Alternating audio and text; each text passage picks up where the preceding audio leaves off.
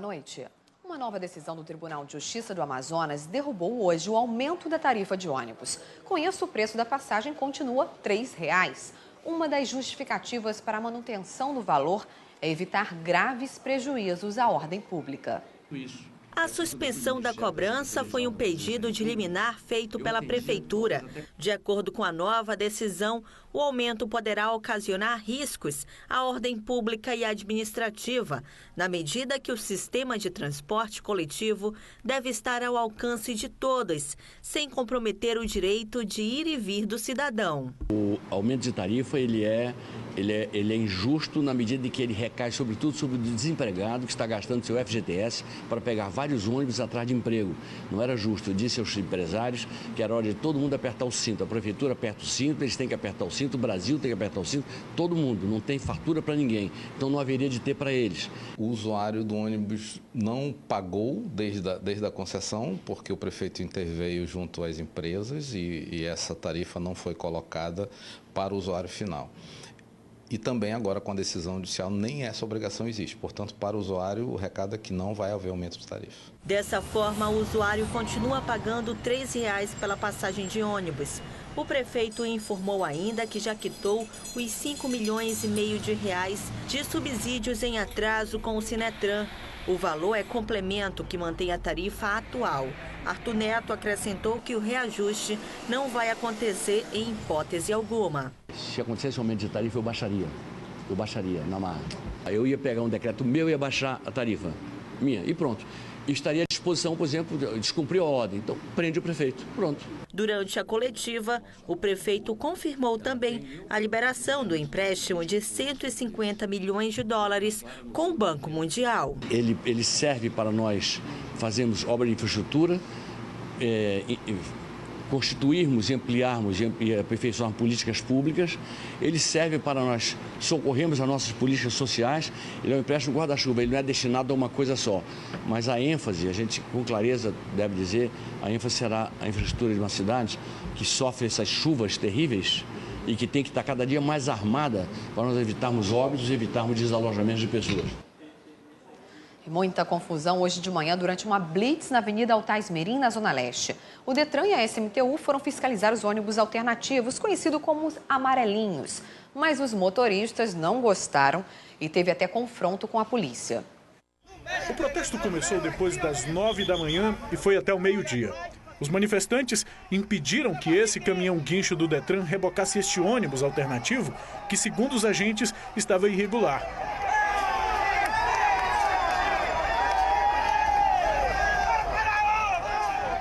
Os representantes de cooperativas e os motoristas também interditaram a Avenida Altais Mirim, conhecida como Grande Circular. Os lojistas ficaram assustados e fecharam os estabelecimentos. O trânsito ficou lento e com engarrafamento nos dois sentidos da via. A polícia foi chamada e teve que usar gás de pimenta para liberar o tráfego. Foi observado que estavam iniciando a depredação de ônibus. Eu vi isso pelo menos em 3 ocasiões, 3 momentos.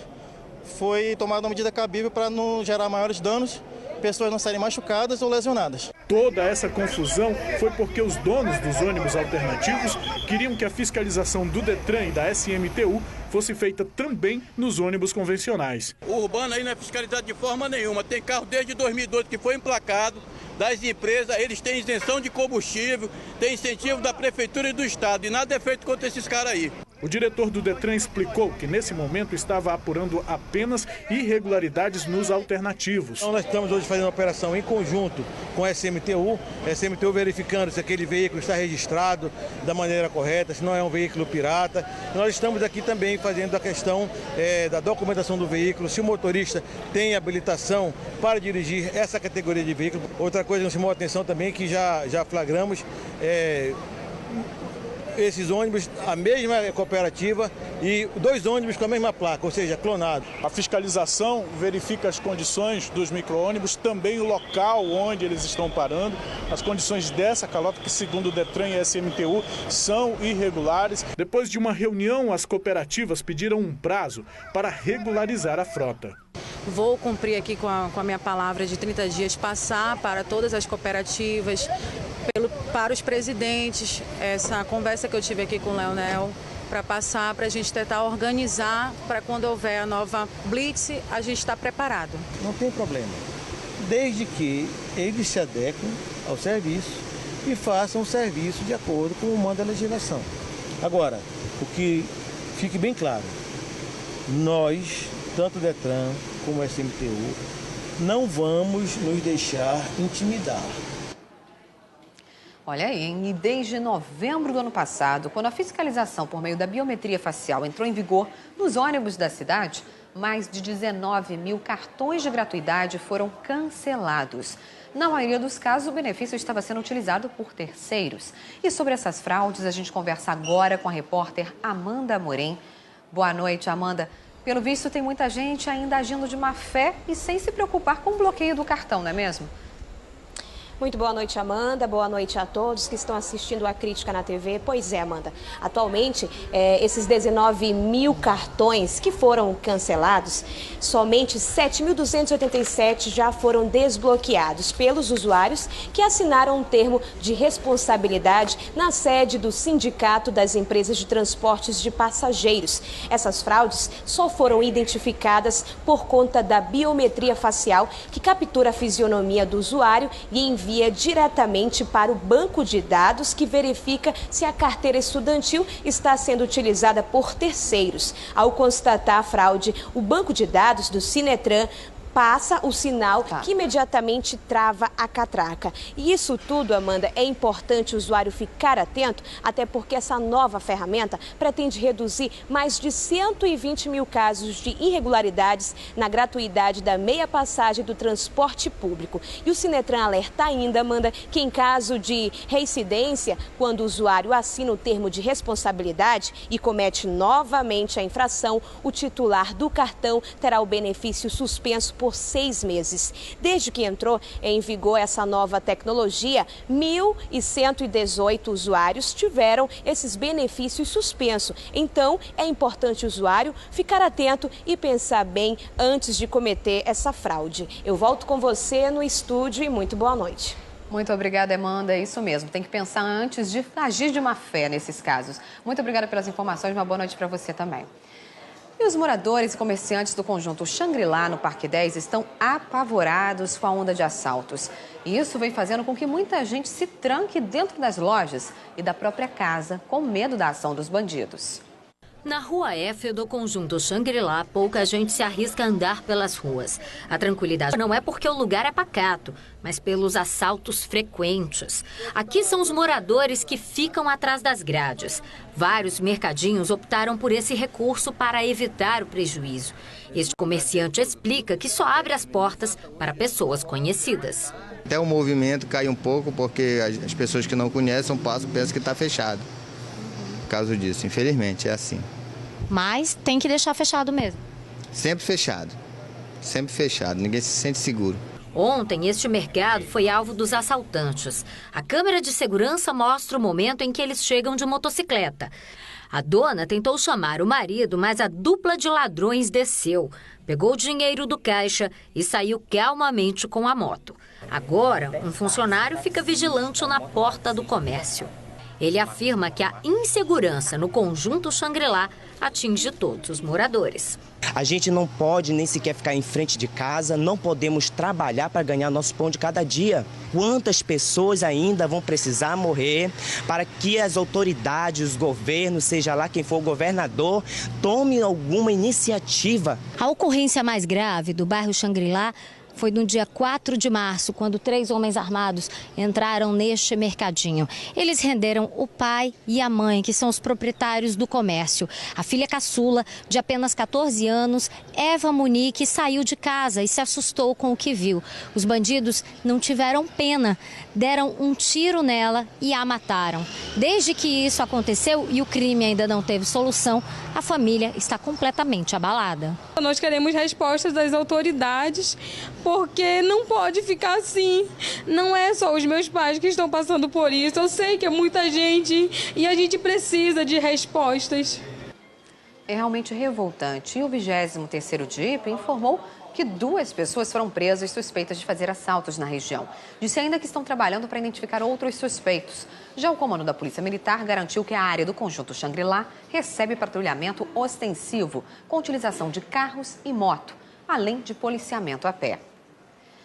A maior dúvida de quem cumpre pena em um presídio é como vai ser a vida após as grades, depois da cadeia. Aqui fora, conseguir um emprego é bem difícil. Poucas pessoas aceitam dar uma segunda chance para quem já pagou o que devia à justiça. Por isso, ainda lá dentro da penitenciária, os detentos têm oportunidades de estudar e aprender um trabalho. São novas chances de se preparar para voltar ao convívio com a sociedade. E tem gente que já experimentou esse gostinho do começo de uma vida nova, depois de sair de trás das grades. Um novo horizonte, longe do crime.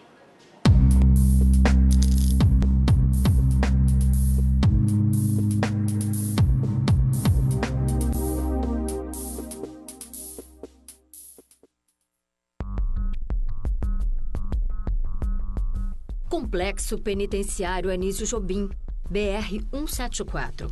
Do alto é possível ver os vários mundos que formam o Compage.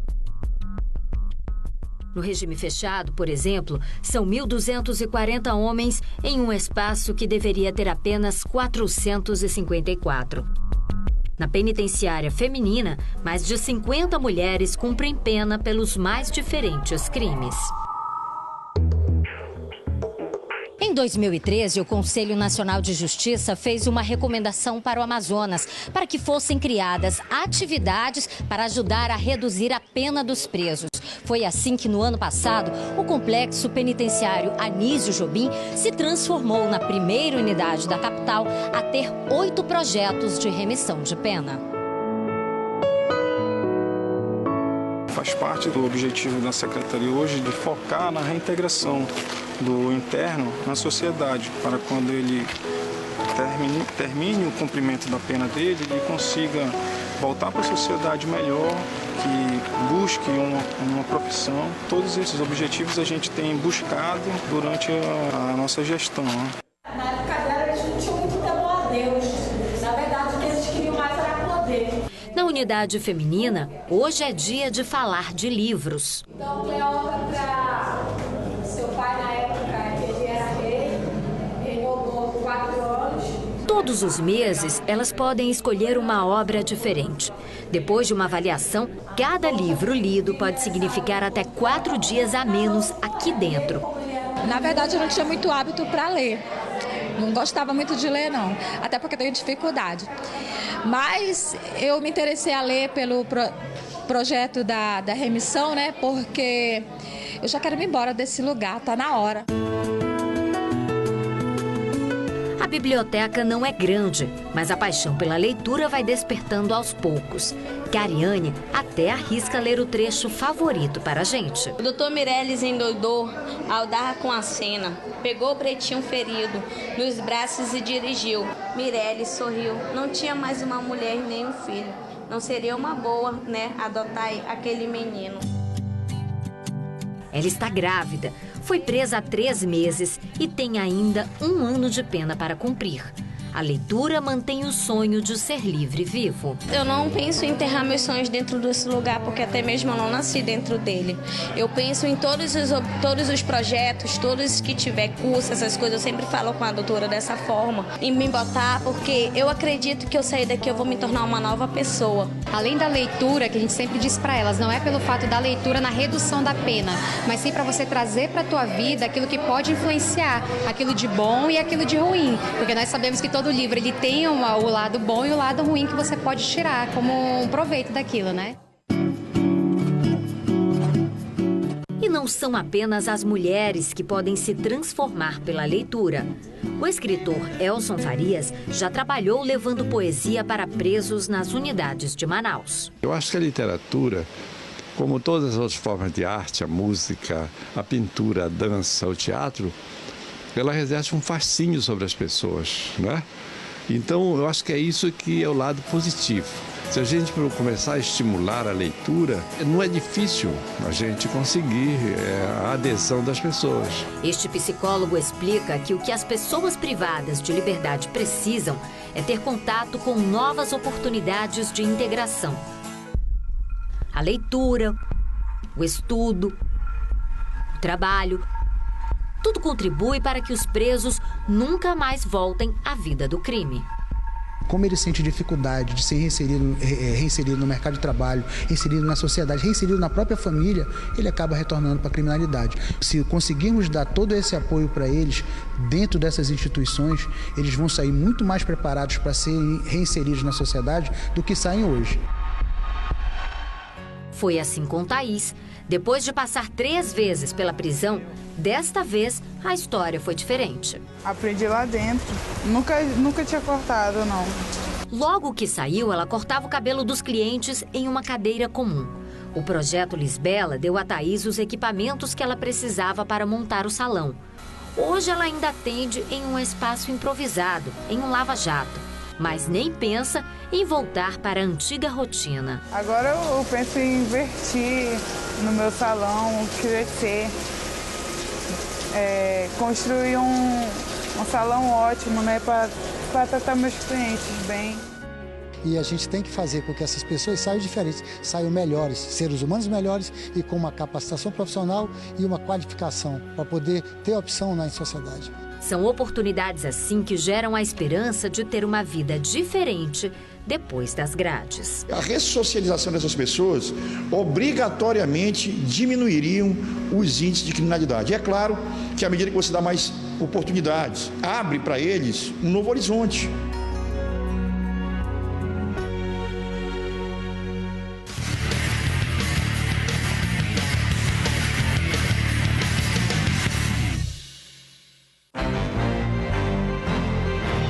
Foram apresentados hoje 3 suspeitos de sequestrar e extorquir colombianos que trabalham com agiotagem.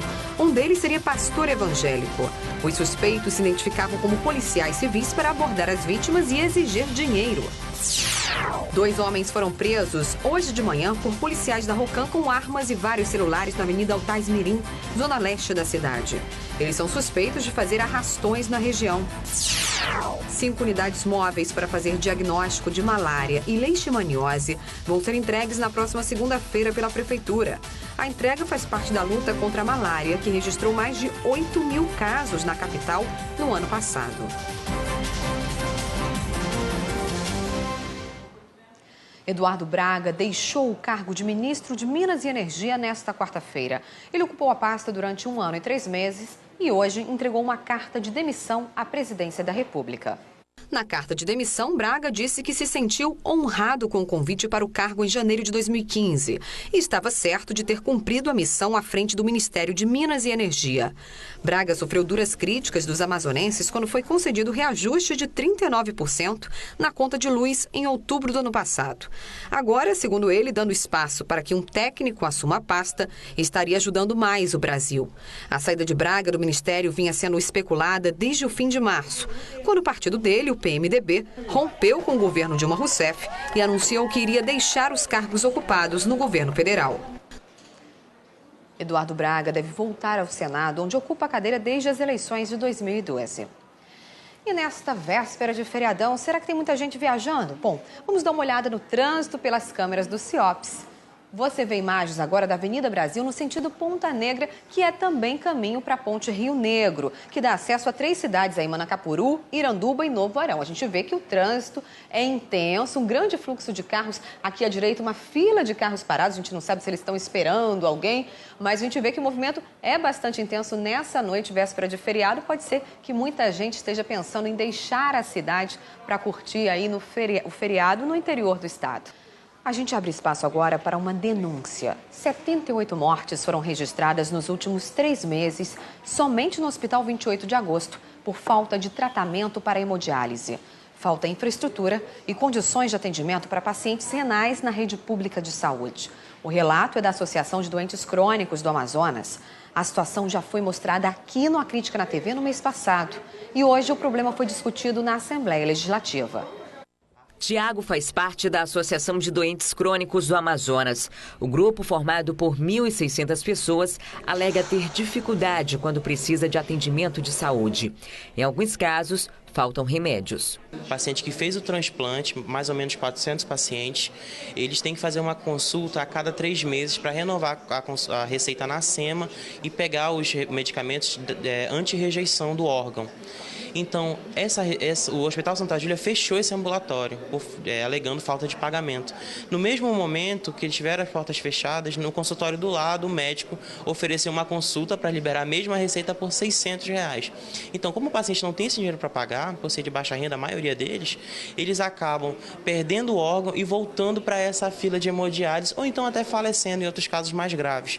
Outras vezes é a hemodiálise paga pelo governo em clínicas particulares que está suspensa. Em Manaus, estima-se que 1.200 pacientes dependem desse tratamento, oferecido em 4 clínicas particulares, conveniadas com o governo do estado. Essas máquinas que filtram sangue de pacientes com insuficiência nos rins são essenciais para a sobrevivência. Hoje, o doente renal crônico atendido nas clínicas credenciadas realiza 3 hemodiálises por semana. Cada uma dura cerca de 4 horas. O problema é para os novos diagnósticos. As clínicas dizem que não podem mais atender porque não recebem o repasse do governo. E aí o paciente tem que parar na emergência do hospital 28 de agosto, numa fila grande, que pode muitas vezes levar à morte. Houve 78 mortes confirmadas por conta de falta de atendimento, enfim, só nos primeiros 3 meses deste ano. É um número absurdo, nunca antes tido aqui na saúde pública do estado. A deputada acredita ainda que esteja acontecendo um desvio de verbas com essa negativa de atendimento. Enquanto numa clínica a hemodiálise custa em média R$200, na emergência hospitalar a mesma empresa cobra R$800. A clínica não atende no seu atendimento comum de ambulatório e manda para a emergência. Na emergência, esse trabalho é terceirizado para a mesma clínica que cobra até 4 vezes mais do que o valor. No mês passado, nós denunciamos aqui na TV A Crítica a aflição desses pacientes que lutam pela sobrevivência. Na época, o governo disse que estaria estudando alternativas para aumentar o número de vagas para a hemodiálise. Problema que a Suzan já teria se comprometido em resolver desde 2008, depois de assinar um termo com o Ministério Público. Hoje, o caso foi denunciado novamente no Ministério Público Estadual e deve ser levado também para a esfera federal. Enquanto isso, os pacientes cobram uma resposta. A gente precisa muito da atenção do governo agora para pelo menos investigar, porque tem recurso estadual e federal. Numa clínica, a empresa ganha R$179 para prestar esse serviço. O mesmo serviço no pronto-socorro é R$900. Então, é uma mina de ouro que está colocando em risco a vida dos pacientes, a vida do cidadão amazonense, por muito dinheiro e no outro local fechando vagas. É uma situação muito preocupante e a Suzan disse em nota que não procede a informação de que as clínicas conveniadas da rede tenham suspendido os serviços de hemodiálise para atendimento dos doentes renais crônicos. O pagamento destes serviços é realizado mediante o repasse de recursos federais. E das 4 clínicas conveniadas, apenas uma está com repasse atrasado porque não apresentou documentos para a liberação dos recursos. A Suzan informou ainda que está sendo criado um novo serviço de hemodiálise na Fundação Hospital Adriano Jorge, que inclusive já iniciou o atendimento de uma parcela de pacientes.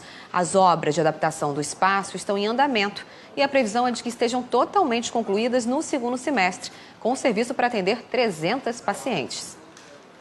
E à tarde, médicos e pacientes voltaram a se reunir na Assembleia. Além do grave problema dos renais crônicos, pessoas que estão em tratamento de outras doenças graves também esperam uma definição para a saúde pública do estado. Profissionais da saúde dizem que a situação é grave e merece uma atenção urgente por parte do governo do estado. Esta psicóloga diz que Manaus se tornou uma das piores cidades do Brasil em ações psicossociais. A gente tem na rua um crescente número de pessoas em estado de vulnerabilidade, portadores de transtornos mentais em surtando pela rua, mendigos se tornando moradores de rua. A falta de atendimento dos pacientes renais crônicos voltou a ser discutida na reunião. O deputado estadual Luiz Castro diz que esse é um dos problemas mais urgentes do momento. É possível que a gente tenha um caos na saúde se o governador não observar que o seu secretário está lhe escondendo a verdade. Faltam remedicamentos para as doenças oportunistas dos pacientes com HIV, estão faltando medicamentos para os pacientes renais crônicos, aliás, essa é a situação mais dramática. Os pacientes com transtorno mental estão também cada vez mais com dificuldade, não há mais a medicação. O desespero também toma conta de quem aguarda a doação de um órgão. Segundo a Associação dos Transplantados, falta médico para acompanhar os pacientes. Não estão mais enviando os pacientes para fora e os pacientes temem a morrer. Imagine você, 200 pacientes na fila esperando para fazer hemodiálise. Para um fazer, o outro tem que morrer para aquele ir para a fila e para o lugar de quem morreu. Médicos e pacientes vão definir estratégias para tentar diminuir as consequências da crise no setor de saúde. Os casos serão encaminhados aos Ministérios Públicos Estadual e Federal.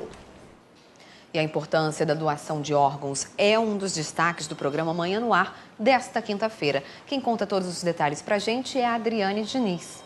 Boa noite, Amanda. E você que acompanha o A Crítica na TV, no Manhã no Ar desta quinta-feira, a gente vai falar sobre transplante de órgãos. A fila de espera por um doador é grande aqui no estado, mas ela poderia ser muito menor se você, por exemplo, soubesse como fazer essa doação ou se voluntariar para isso. E pensando nisso, um grupo de estudantes universitários criou um projeto para alertar sobre essa necessidade. A gente também vai mostrar a movimentação em Manaus das principais saídas da cidade nesse feriado de Tiradentes. Eu trago todos os detalhes para vocês a partir das 6 horas. E espero todo mundo, hein? Até lá.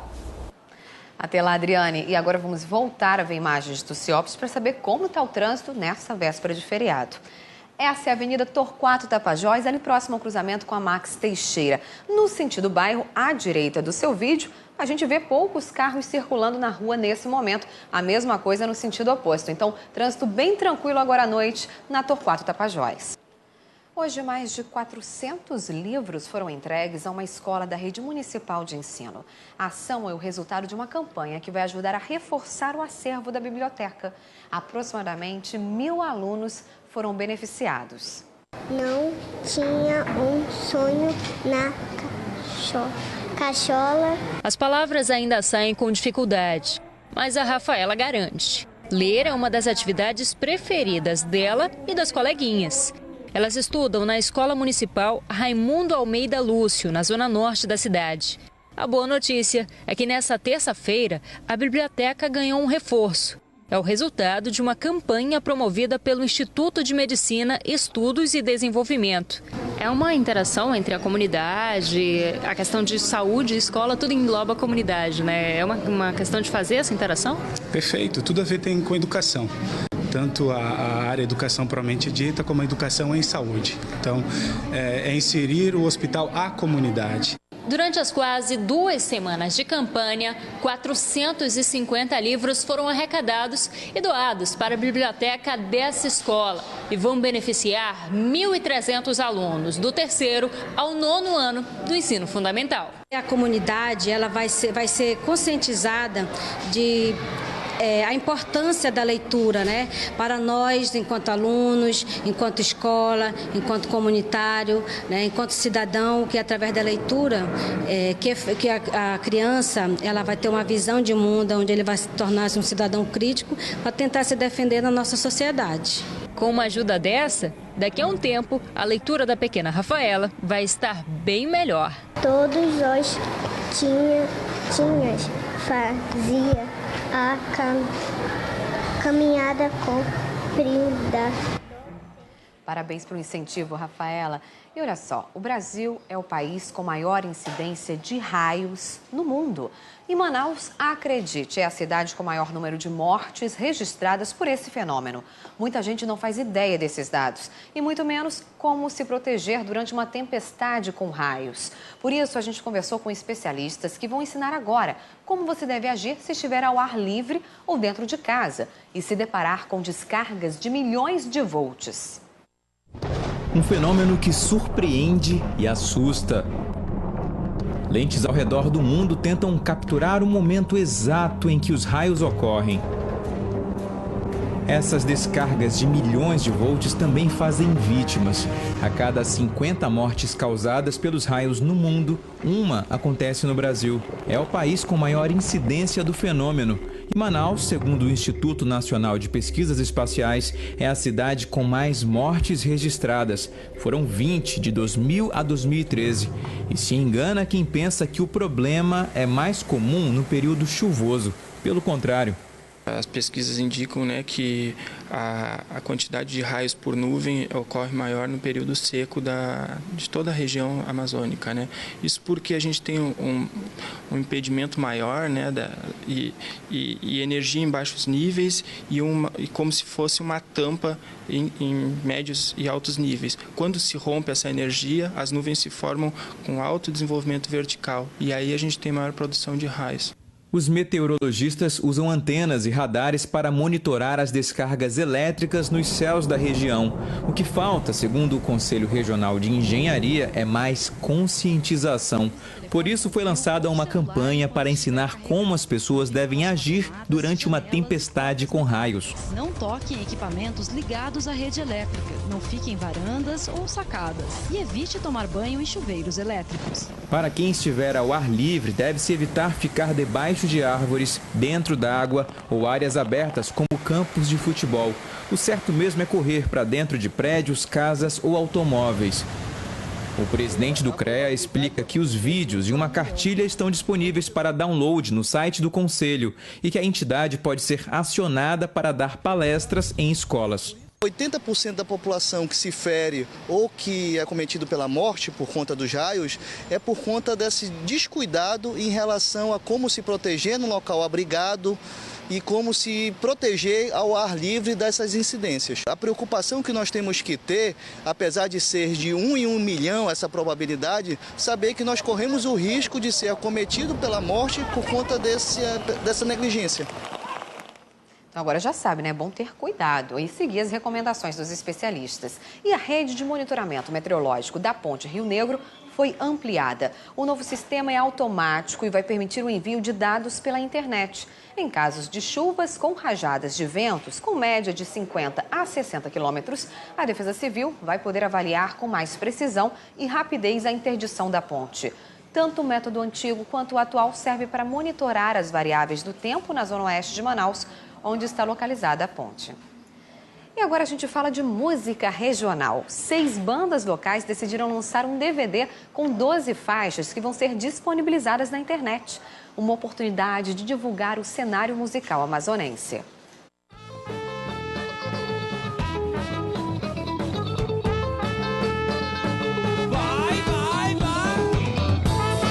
Uma mistura de brega, samba, rock e carimbó. Para quem não conhece, essa música é um dos maiores sucessos da banda Alaide Negão. E agora faz parte do Amazônia Music Conspiração, uma iniciativa de bandas locais. Então a gente fez Tecendo porque Tecendo já conseguiu alcançar boas marcas no Spotify e tudo mais, e a gente investiu nessa ideia. O projeto é independente. Ao todo, 6 bandas participam. Um DVD reúne as 12 músicas que vão ser disponibilizadas na internet. A ideia é divulgar o cenário musical amazonense.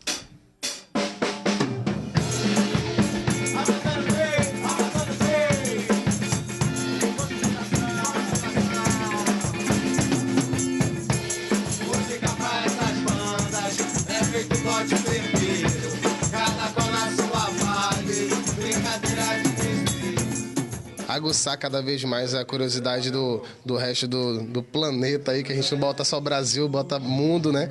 Pra poder o pessoal ver com outros olhos assim, a nossa arte. Um som cheio de originalidade que vale a pena conhecer.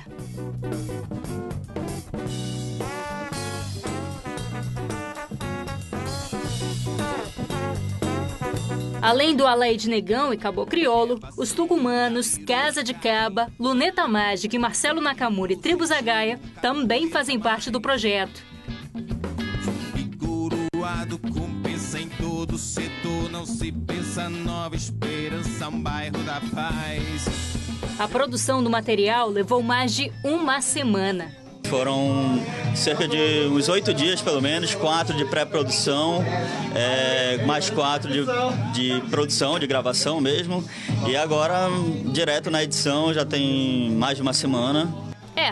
pode até ter dado trabalho, mas uma coisa é certa: o resultado é uma amostra do melhor que a música amazonense atual tem a oferecer.